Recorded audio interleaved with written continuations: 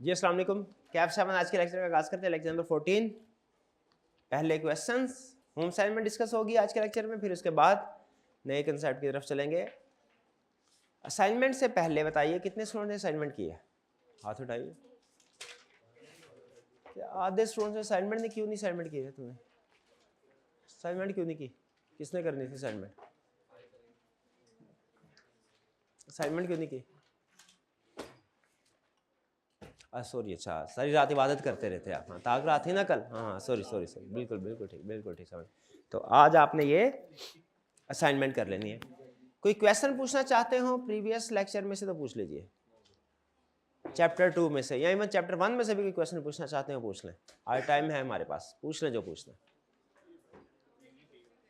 कुछ भी promissory note वाली बात की थी। हाँ जी बिल्कुल, अगर कंपनी ने किसी पर्सन को पैसे देने हैं, कंपनी कागज के ऊपर लिखेगी। कैफ 4 में आप पढ़ते थे ना promissory note, I promise to pay you ₹50,000 after 1 month. अगर कंपनी ने किसी को पैसे देने हैं, प्रोमिसरी नोट कंपनी की तरफ से जाना चाहिए, ऐसा ही है। उसके ऊपर कंपनी का नाम लिखा होना चाहिए, ऐसा ही है। कंपनी की स्टैंप होनी चाहिए, ऐसा ही है। अगर कंपनी का नाम उसकी स्टैंप नहीं है, जो कि होनी चाहिए, क्योंकि लॉ ने कहा है हर वो डॉक्यूमेंट, हर वो नोटिस जो कंपनी की तरफ से इशू हो, जो सरकारी नोटिस हो कंपनी की तरफ से, उसके ऊपर कंपनी का नाम पब्लिश किया जाएगा। भाई कहा कि नहीं कहा? अगर प्रोमिसरी नोट के ऊपर कंपनी का नाम नहीं है, डायरेक्टर ने कंपनी का नाम मेंशन किए बगैर ही साइन कर दिए, हालांकि साइन डायरेक्टर नहीं करने होते हैं, कंपनी के अपने हाथ थोड़ी होते हैं, साइन डायरेक्टर नहीं करते, लेकिन ऑन बिहाफ ऑफ कंपनी करने होते हैं। तो उसमें स्टैंप कंपनी की आती है, कंपनी की स्टैंप नहीं, कंपनी का नाम नहीं, डायरेक्टर ने साइन कर दिए। बोलिए ये प्रोमिसरी नोट पे करना किसकी लायबिलिटी बन गई? डायरेक्टर की। यही कह रहा है। अब जो साइन करेगा वो पर्सनली लायबल होगा। फिर कुछ समझ आई ये प्रोमिसरी नोट वाली बात की? शाबाश। और की क्वेश्चन? जी जी,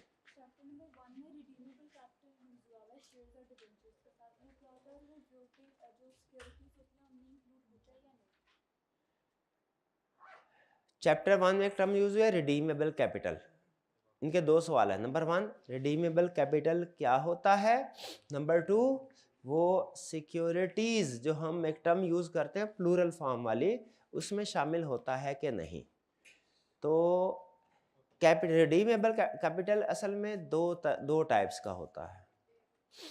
एक वोटिंग, एक नॉन वोटिंग। ठीक है, वोटिंग सिक्योरिटीज होती हैं ऑर्डिनरी शेयर, और नॉन वोटिंग होती है प्रेफरेंस शेयर।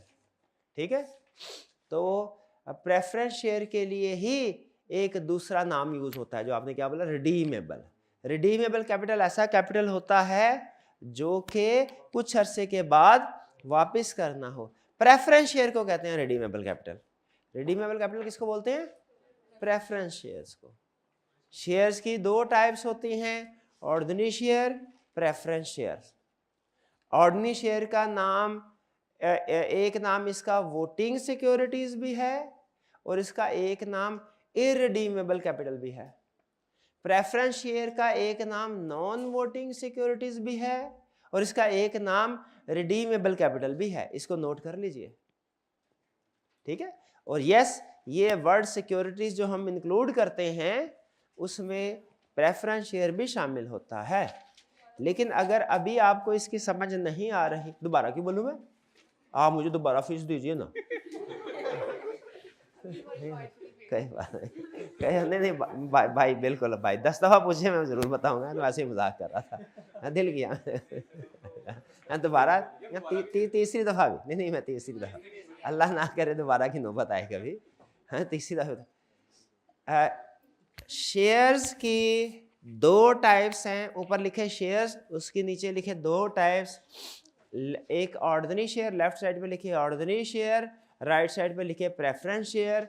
ऑर्डिनरी शेयर के नीचे ब्रैकेट में दो और नाम लिख लें, वोटिंग सिक्योरिटीज और इररिडीमेबल कैपिटल। और पहले यहां तक बताएं लिख लिया कि नहीं? और राइट साइड पे जो प्रेफरेंस शेयर लिखा है, इसके नीचे ब्रैकेट में दो नाम और लिख लीजिए, नॉन वोटिंग सिक्योरिटीज और रिडीमेबल कैपिटल। ठीक है जी। अच्छा, फिर अब आगे इसके लिखना चाहे तो एक और लाइन लिख लें, मजीद तफसील चैप्टर नंबर 5 में, मजीद तफसील चैप्टर नंबर 5 में। देखिए chapter number 5 share and share capital से रिलेट कर रहा है ना, चैप्टर नंबर 5 शेयर कैपिटल से रिलेट कर रहा है ना। हाँ जी जी, क्लियर हो गया आपके क्वेश्चन, शाबाश। और कोई क्वेश्चन? जी जी जी।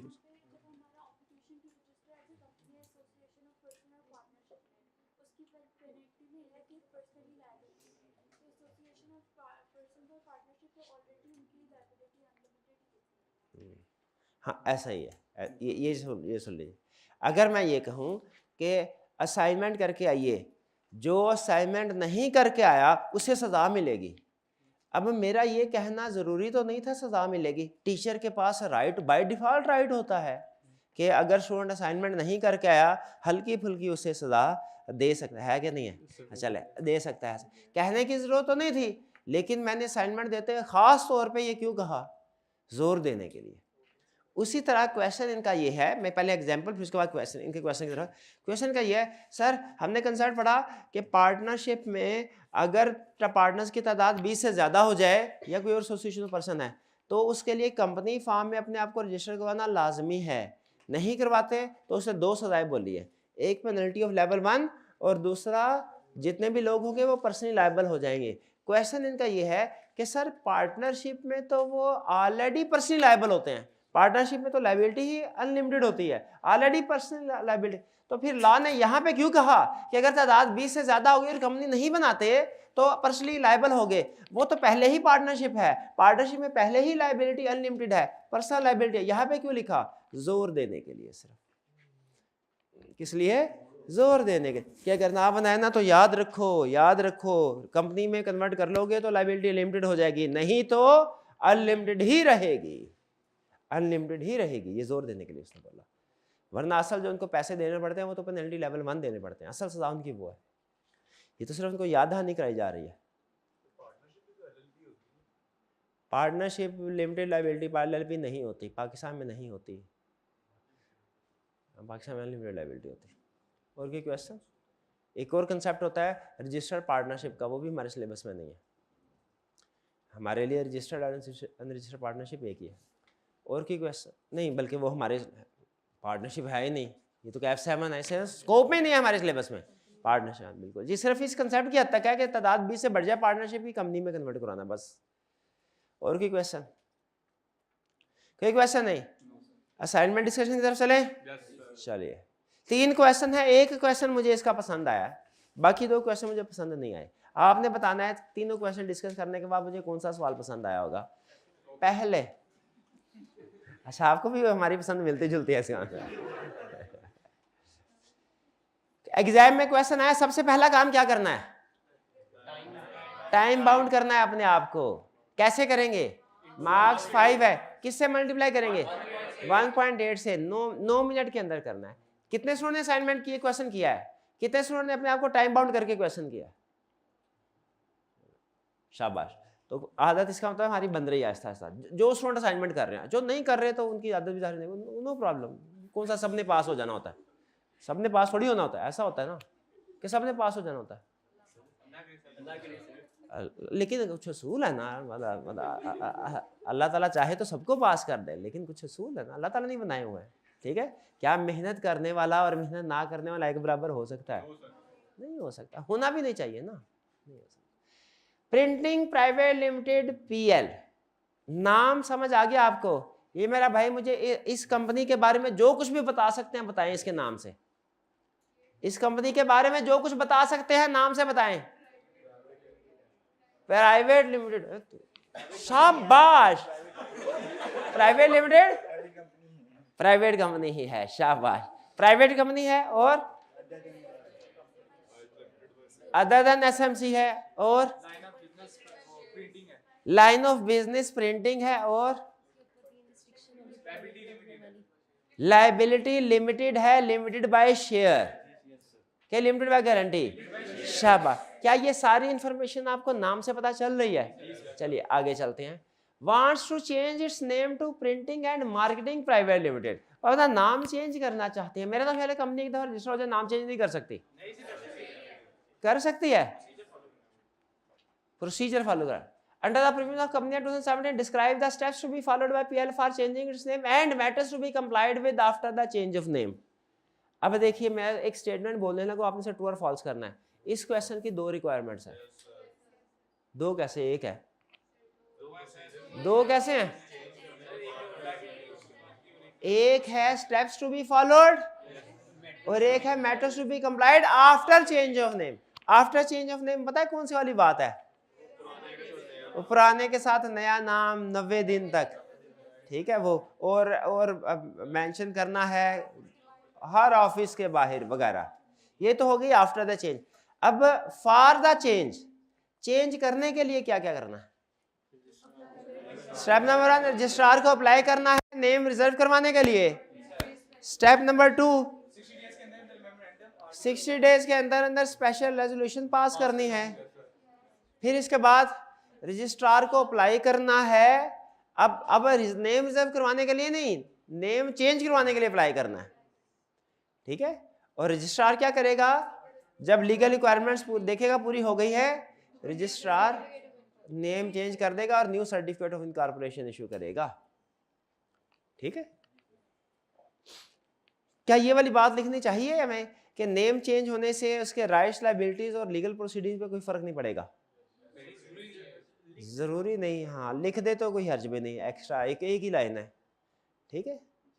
हाँ चले लिख देते हैं, ठीक है, चले ना भी लिखे तो प्रॉब्लम कोई नहीं है। लेकिन ये जो दूसरे है ना, after the matters to be complied 90 days वाली बात, ये लाजमी लिखनी है। ये तो उसने खास तौर पे पूछ लिया ना। याद रखिएगा बाज़ औक़ात हम क्वेश्चन के मार्क्स ज्यादा हों तो कुछ स्टेप्स एडिशनल उसमें जो लॉ के होते हैं, अपनी तरफ से नहीं बनाने, वो ऐड कर देते हैं। अगर आपको लगे कि ये मार्क्स ज्यादा हैं तो फिर आप वो वाली बात भी लिख सकते हैं, राइट्स एंड लायबिलिटीज और प्रोसीडिंग्स वाली। क्लियर? अच्छा अब एक और सवाल कर तो इसके दो पार्ट्स हैं, आपने खुद बोला, बिल्कुल ठीक, मेरा भी ये ख्याल है। टोटल नंबर 5 है। पार्ट ए के कितने मार्क्स होंगे, बी के कितने होंगे? 3 नंबर होंगे ए के और 2 नंबर होंगे पार्ट बी के। हाँ लगभग मेरा भी यही ख्याल है, ठीक। इसमें कोई problem? Next 4A can whether a company can be registered with proposed names in following cases. बताइए इन नाम के साथ रजिस्टर हो सकती है कि नहीं? A company named ABC fertilizer limited is already registered, another company with proposed name ABC fertilizer limited, spellings are different, हो सकती है कि नहीं? याद रखे ने दो अल्फाज बोले थे, एक आइडेंटिकल और एक टू क्लोजली रिजेंबल्स। ये आइडेंटिकल तो नहीं है लेकिन क्या टू क्लोजली रिजेंबल्स है? बिल्कुल, सिर्फ स्पेलिंग फर्क है। तो ये नाम के साथ रजिस्टर्ड नहीं हो सकती, एग्जैक्टली आइडेंटिकल नहीं लेकिन टू क्लोजली रिजेंबल करती है। B a propose company with the name spread violence private limited, क्यों नहीं? इनएप्रोप्रिएट, शाबाश। C a proposed business trading in industrial machinery with proposed name Industry Bank Limited, deceptive कैसे है? हाँ जी, लाइन ऑफ बिजनेस नाम के साथ मैच नहीं करता, नाम में कोई और लफ्ज है, लाइन ऑफ बिजनेस में कुछ और है। नाम से तो लग रहा है कि बैंक है ये। जी जी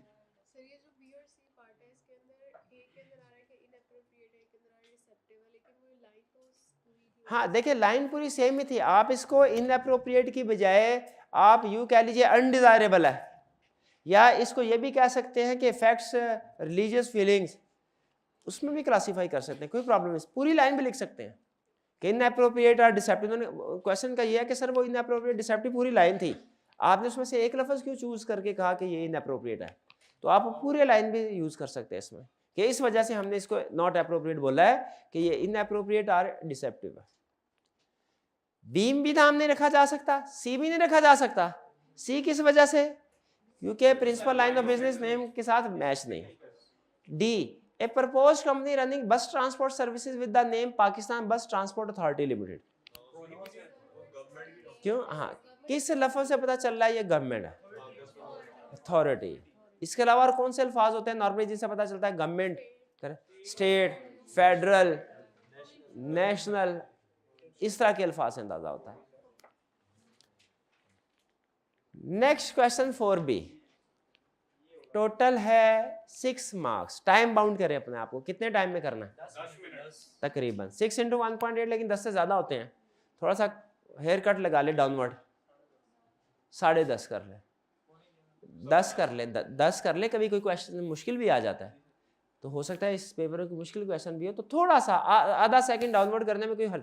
तो जब आपने अपने आप को टाइम अलॉट करना है, तो जब राउंडिंग ऑफ करना है तो हमेशा डाउनवर्ड करें, to be on safe side.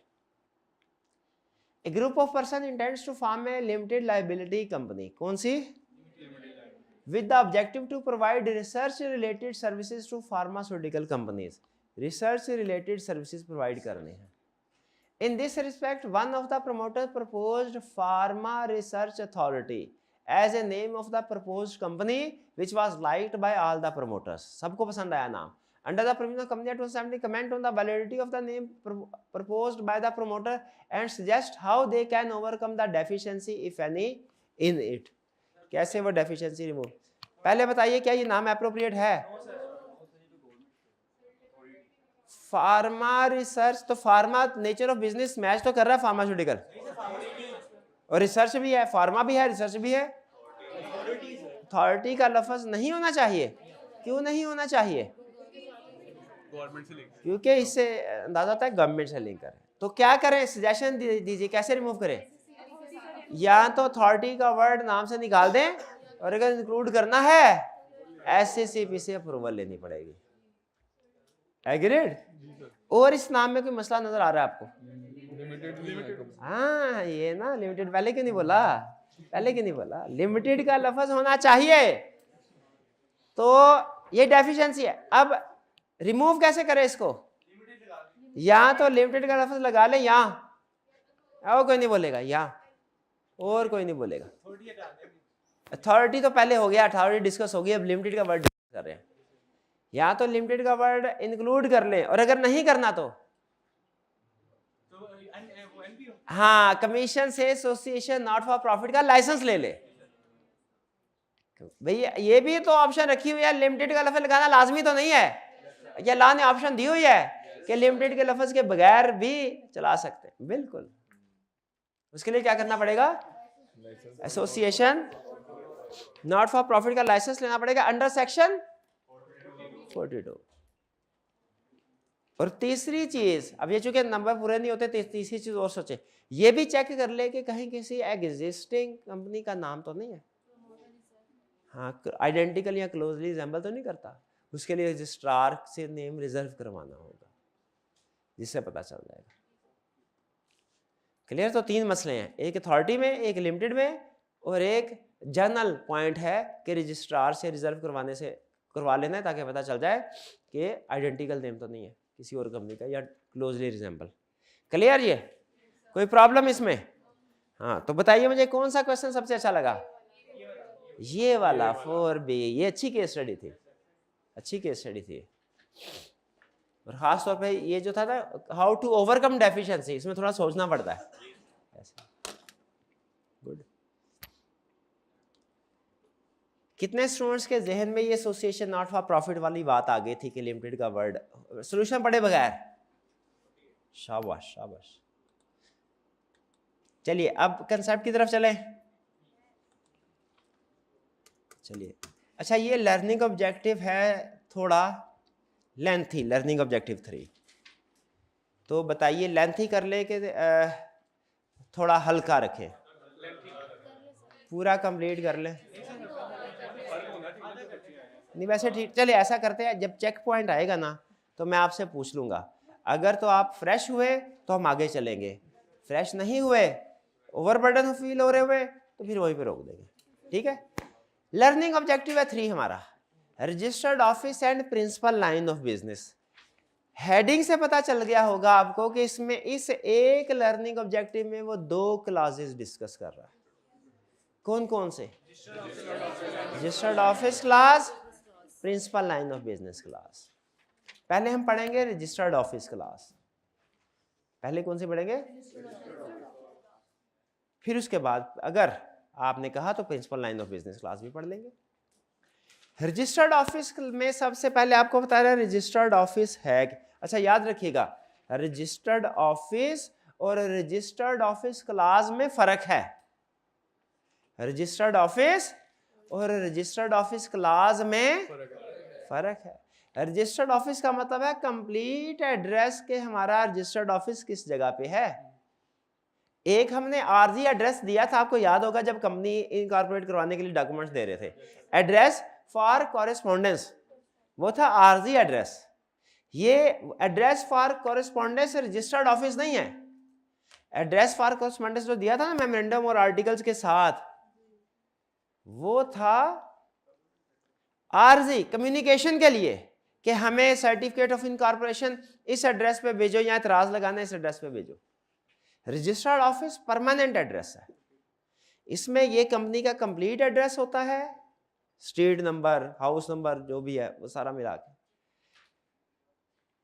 Complete. और ये कंपनी की इनकॉर्पोरेशन के बाद रजिस्ट्रार को दिया जाता है रजिस्टर्ड ऑफिस। कह रहा है रजिस्टर्ड ऑफिस क्या है? Registered office is the address of company for receiving all of its communication. लेकिन इसमें और जो इनकॉर्पोरेशन के वक्त एड्रेस दिया था उसमें क्या फर्क है? वो टेम्परेरी था, ये परमानेंट है। हालांकि ये भी चेंज हो सकता है, परमानेंट से मुराद मुस्तकिल आपके आईडी कार्ड पे जो मुस्तकिल पता है वो भी तो चेंज हो सकता है, लेकिन वो कम्युनिकेशन एड्रेस वो अलग है और परमानेंट अलग। तो registered office is the address of company for receiving all of its communication.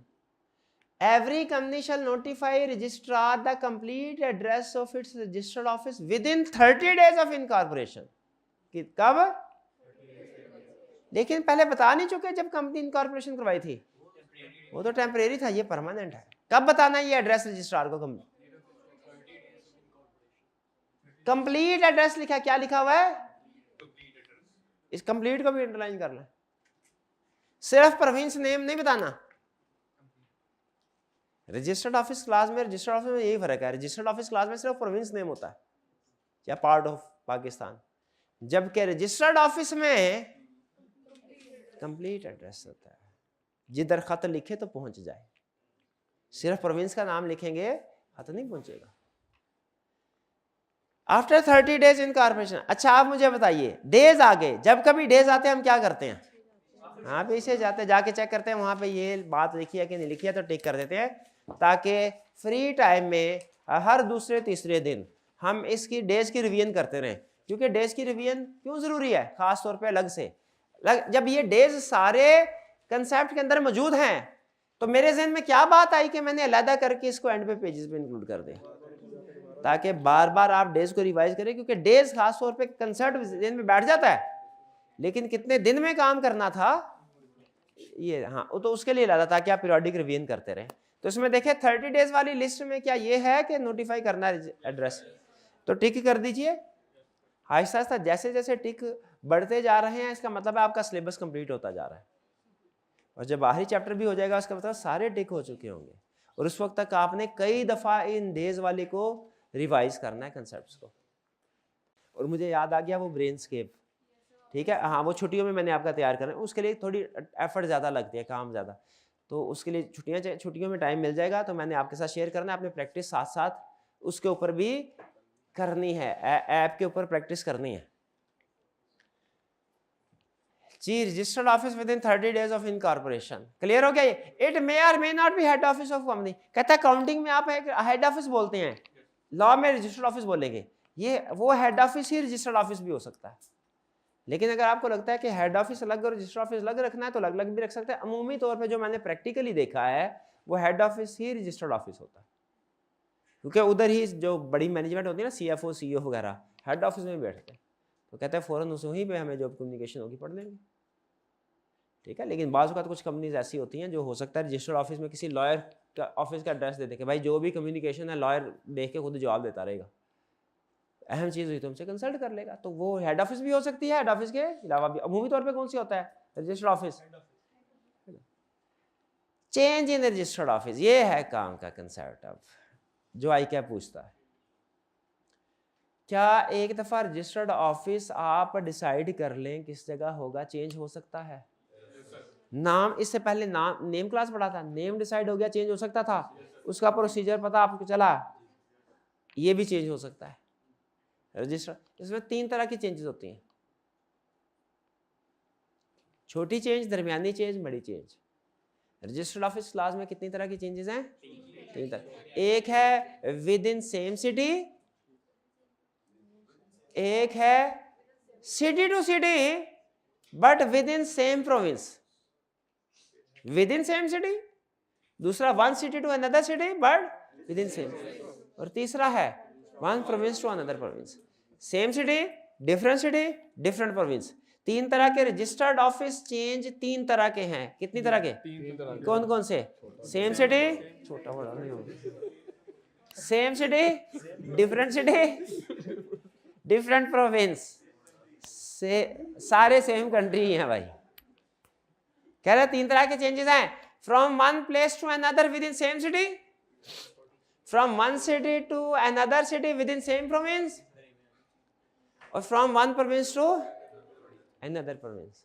अच्छा याद रखिएगा एक फर्क, इसमें रजिस्ट्रार सेम रहेगा, कंफर्म है रजिस्ट्रार सेम रहेगा। कोई सिटी ऐसी नहीं है जिसमें 2 रजिस्ट्रार हो।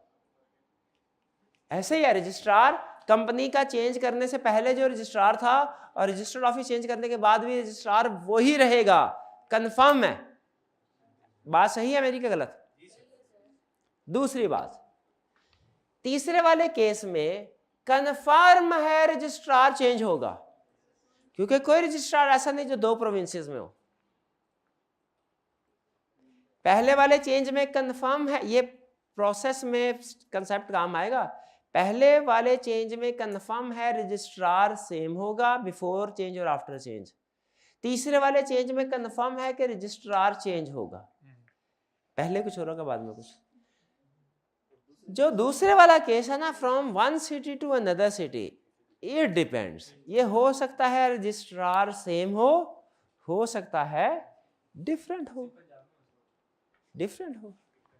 सिर्फ पंजाब में मसला होगा, क्यों? हैदराबाद में रजिस्ट्रार नहीं बैठता, वहाँ पे पूरे सिंध का एक ही है ना, पूरे सिंध का एक ही है। 8 थे ना, अभी हिसाब लगा लेते हैं। एक तो आ गया हर एक प्रोविंशियल कैपिटल, एक आ गया इस्लामाबाद में, बाकी 3 किधर किधर थे?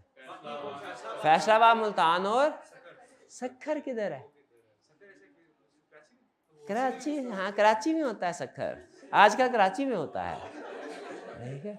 कराची भी सिंध में है, सक्खर भी सिंध में है, तो सिंध में भी ये हो सकता है। अब देखिए कराची से सक्खर में जाते हैं, रजिस्ट्रार से है सेम प्रोविंस, रजिस्ट्रार चेंज हो जाएगा, ठीक है। लेकिन अब मुझे एग्जैक्टली पता नहीं है उनकी ज्यूरिसडिक्शन कराची के, चले लाहौर की एग्जांपल ले लेते हैं। लाहौर में, अब पंजाब में 3 रजिस्ट्रार है, लाहौर में, फैसलाबाद में, मुल्तान में। लाहौर से अगर साथ ही दूसरा शहर कसूर है, इधर अगर शिफ्ट कर लें तो रजिस्ट्रार चेंज नहीं होगा, लेकिन अगर लाहौर से फैसलाबाद शिफ्ट कर लें, प्रोविंस सेम है, रजिस्ट्रार चेंज हो गया। भाई बात समझ आई? नहीं समझ आई? फिर से, रजिस्टर ऑफिस में चेंज 3 तरह का हो सकता है, same city, one city to another city लेकिन सेम प्रोविंस, और तीसरा वन प्रोविंस। पहले वाले में रजिस्ट्रार हमेशा सेम रहेगा, आपको कोई डॉक्यूमेंट पुराने रजिस्ट्रार से उठा के फिजिकल रिकॉर्ड नए रजिस्ट्रार को जमा कराने की जरूरत नहीं है। थर्ड वाले में one province of another, registrar हमेशा चेंज होगा। आपने जब रजिस्टर्ड ऑफिस अपना चेंज करना है तो रजिस्ट्रार के पास, पुराने रजिस्ट्रार के पास जो आपका रिकॉर्ड होगा ना, वो सारा लाके नए रजिस्ट्रार के भी हवाले करवाना है, रिकॉर्ड अपना, समझ रहे हैं। लेकिन सेकंड वाले चेंज में इफ है, अगर रजिस्ट्रार चेंज हो रहा हुआ तो फिजिकल रिकॉर्ड आपने पुराने रजिस्ट्रार से नए रजिस्ट्रार को ट्रांसफर करवाना है, और अगर रजिस्ट्रार चेंज नहीं हो रहा तो रिकॉर्ड ट्रांसफर। ये रजिस्ट्रार का ताल्लुक क्या है चेंज इन रजिस्टर्ड ऑफिस से, समझ आ रही है आपको? चलिए फिर अब आगे चलते हैं। अब पहला चेंज सुन लीजिए कैसे होगा, प्रोसीजर फॉर चेंज। अच्छा सबसे पहले मुझे बताइए कौन से वाले चेंज का प्रोसीजर सबसे कम होगा और किसका सबसे ज्यादा होगा? तीसरे वाले का। पहला procedure for change with in same city, board of directors फैसला करेंगे, रेजोल्यूशन पास करेंगे। मेंबर्स नहीं रेजोल्यूशन पास करेंगे, कौन? और रजिस्ट्रार को नोटिफाई करेंगे विद इन 15 डेज। डन, 2 काम करने हैं, चेंज हो गया। रजिस्टर ऑफिस चेंज कर लो, रजिस्ट्रार को इतला दे दो 15। क्यों रजिस्ट्रार को क्यों इतला देनी है कि रजिस्टर ऑफिस चेंज हो गया? एड्रेस उसने लेटर लिखने हैं कम्युनिकेशन के लिए, correspondence. Second change, different city but within same पर। याद रखिए इसमें भी मेमोरेंडम की अल्टरेशन नहीं होगी। पहले वाले केस में मेमोरेंडम की अल्टरेशन नहीं हुई थी। क्या रजिस्टर्ड ऑफिस चेंज हो रहा था, रजिस्टर्ड ऑफिस क्लास चेंज नहीं हो रही थी। प्रोविंस जो सेम है। ये बात समझ आई कि नहीं आई? नहीं आई। पहले वाला जो केस है इसमें रजिस्टर्ड ऑफिस चेंज हो रहा है, रजिस्टर्ड ऑफिस क्लास चेंज नहीं हो रही। क्लास क्या होती है? मेमोरेंडम के अंदर प्रोविंस का नाम लिखते हैं, वो तो सेम प्रोविंस में ना। क्लियर? तो इसमें हमने मेमोरेंडम की अल्टरेशन की तरफ नहीं जाना। दूसरे वाले केस में बताइए, procedure for change to different city but within same province. Registered office change हो रहा है, रजिस्टर्ड ऑफिस क्लास चेंज नहीं हो रही। क्यों नहीं हो रही? सेम प्रोविंस है। सेम प्रोविंस में चेंज। हम अगर लाहौर से मुल्तान में शिफ्ट कर रहे हैं रजिस्टर्ड ऑफिस, तो रजिस्टर्ड ऑफिस रजिस्ट्रार चेंज हो सकता है, लेकिन रजिस्टर्ड ऑफिस क्लास से क्यों? दोनों प्रोविंस सेम है, दोनों पंजाब में है, और रजिस्टर्ड ऑफिस क्लास में। अब ये फर्क समझ रहे? एक लफ्ज का फर्क है, क्वेश्चन में स्किप करके ना कंसेप्ट आपका फर्क हो जाना है। चेंज इन रजिस्टर्ड ऑफिस और कंसेप्ट है, change in registered office class और कंसेप्ट। कह रहा है भैया जब आपने सेम प्रोविंस में रहना है, सिटी चेंज करनी है, तो क्या करें? कंपनी शैल पास बोर्ड रेजोल्यूशन पास करें। ठीक है, फिर क्या करना है? कंपनी शैल पास स्पेशल रेजोल्यूशन पास करें।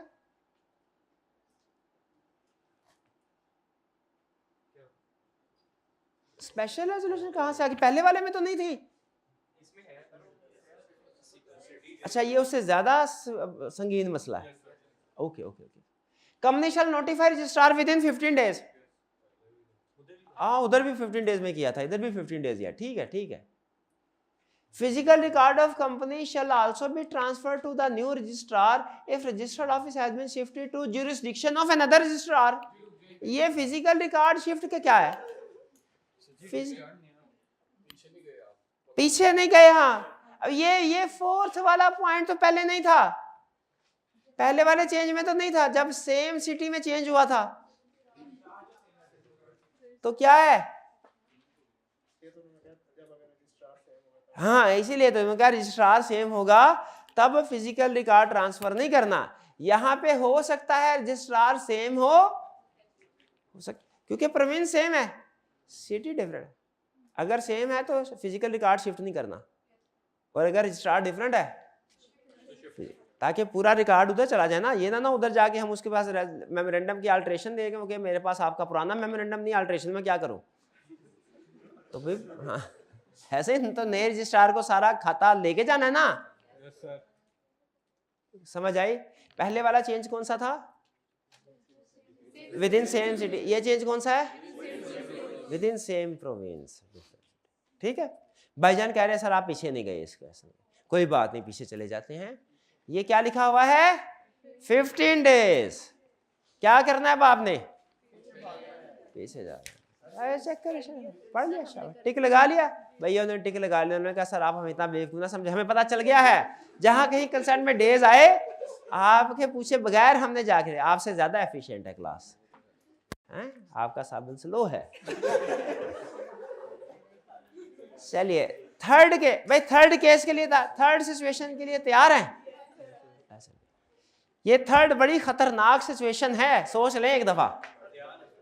तैयार हैं? चलिए, कह रहा है procedure for change to different province. Procedure for change to different province, 7 steps हैं। सबसे पहले कंपनी शैल पास बोर्ड, ये तो हमें पता है कोई भी फैसला बोर्ड ऑफ डायरेक्टर पास करनी है। फिर उसने कहा स्पेशल रेजोल्यूशन भी पास करो, हमने कहा ये भी समझ आ गई। जब सिटी टू सिटी गए थे तो स्पेशल रेजोल्यूशन हुई थी, ये तो प्रोविंस टू प्रोविंस है, इसमें तो बल्कि डबल दर्जे में स्पेशल रेजोल्यूशन पास होनी चाहिए। एक तो रजिस्टर्ड ऑफिस चेंज हो रहा है दूसरे प्रोविंस में, और दूसरा मेमोरेंडम की अल्ट्रेशन भी हो रही है। मेमोरेंडम की अल्ट्रेशन के लिए भी तो स्पेशल है, तो बोर्ड रेजोल्यूशन पास होगी। Special resolution step number 2 special resolution pass होगी।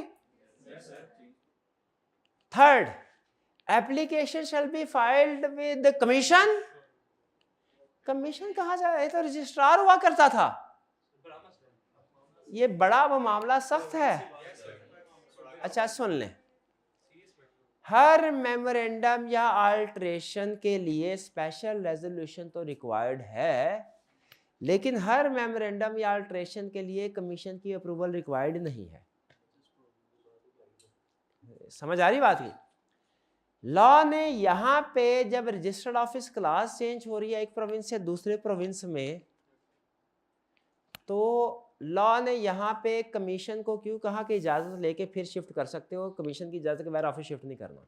और फिर कमीशन को भी कहा कि तूने बगैर देखे वाले इजाजत नहीं दे देनी, पहले देखना है शेयर होल्डर्स और क्रेडिटर का इंटरेस्ट प्रोटेक्ट हुआ कि नहीं हुआ।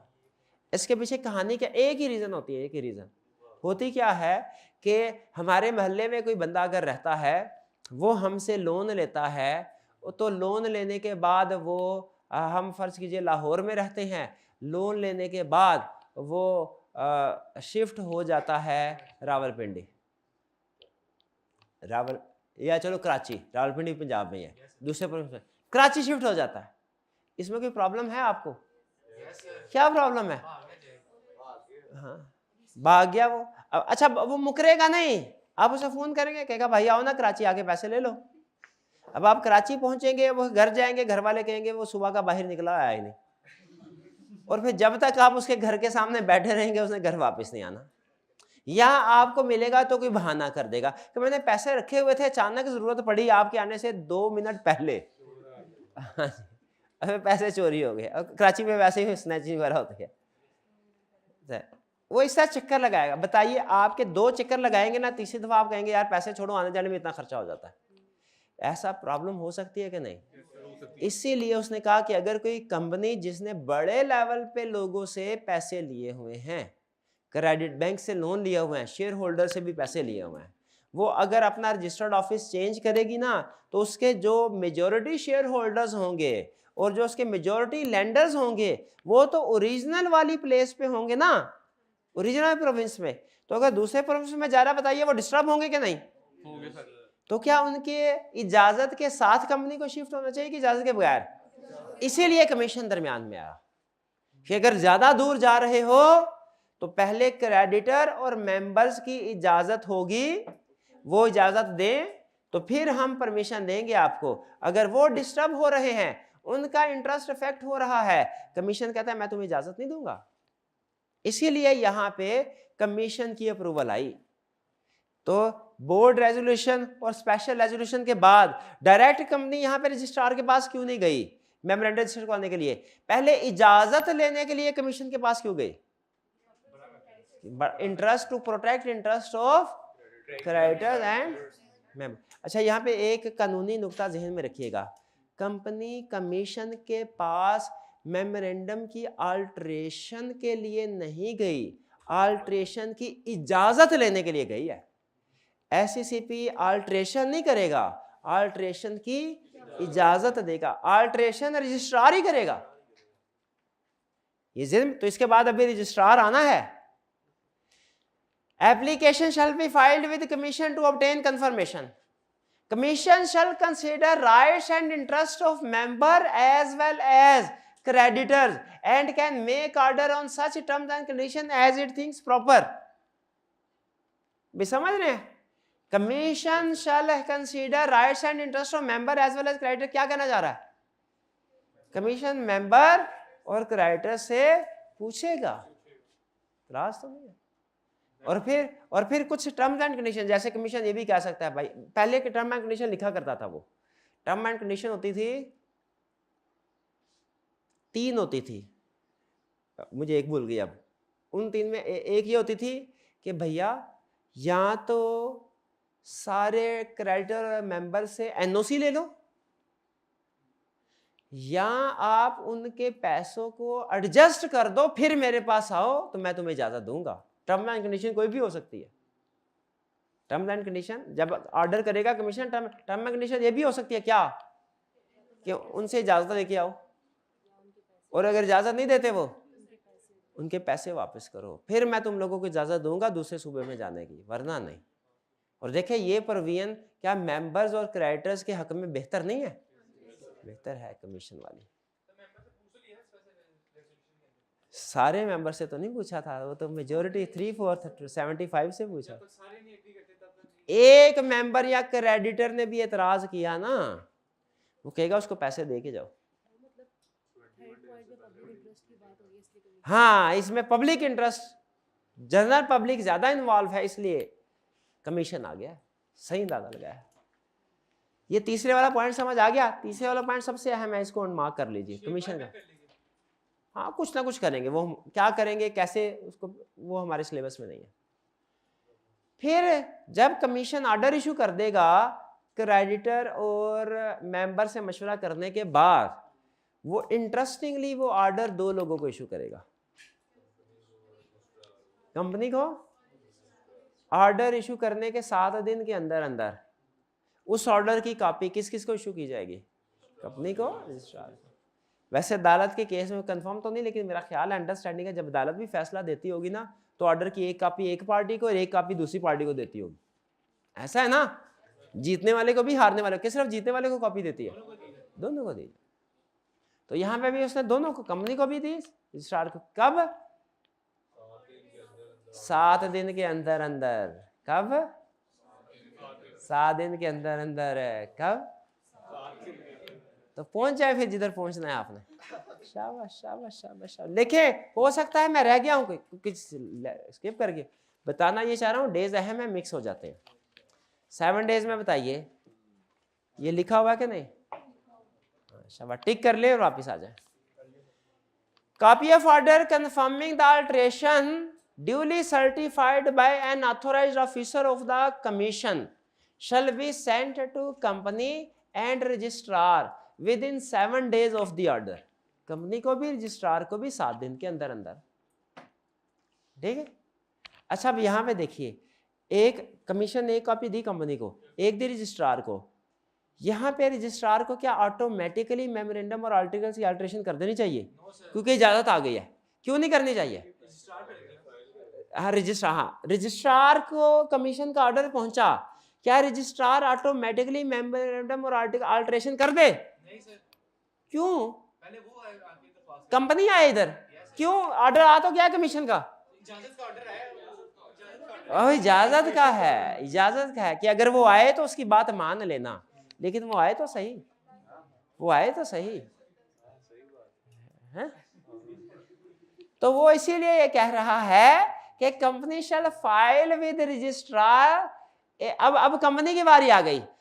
हालांकि रजिस्ट्रार के पास कमीशन का ऑर्डर पहुंच चुका है, लेकिन कंपनी ने वो ऑर्डर और उसके साथ अल्टर्ड मेमोरेंडम और आर्टिकल्स ये लेके जाना है ना। आपका क्या हाल है? रजिस्ट्रार उधर बैठ के खुद अल्टर्ड मेमोरेंडम बनाएगा, वो कंपनी को कहेगा भाई तू लेके आ तो मैं उसको रजिस्टर करूं।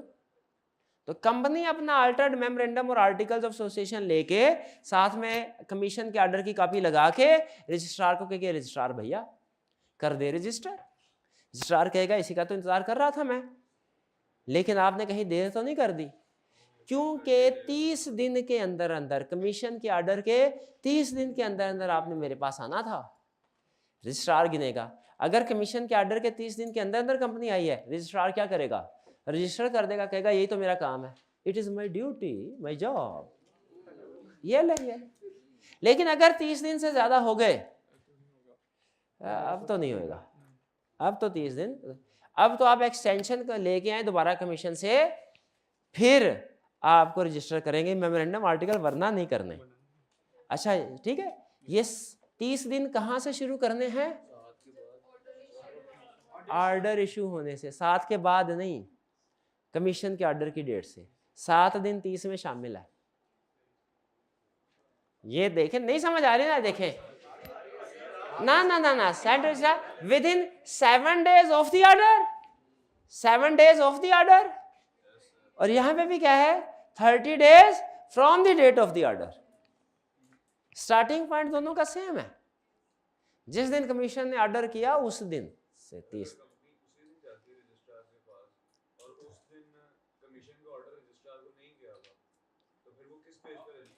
वो अपनी कॉपी लेके जाएगी। अभी कॉपी नहीं मिली फिर। एक मिनट ठहर जाए, रजिस्ट्रार को कॉपी नहीं मिली या कंपनी को नहीं मिली? तो दोनों को भेज दिया, तो 7 दिन तक इंतजार करेंगे ना, 23 दिन ऊपर फिर भी हैं। ये भाईजान कह रहे हैं सर कंपनी के 7 दिन तो ज़ाया हो गए 30 में से, क्योंकि 7 दिन तो कमीशन ने ले लिए ऑर्डर भेजते, तो 23 दिन तो अभी भी हैं। ये 1 दिन का काम होता है। कितने दिन का काम होता है?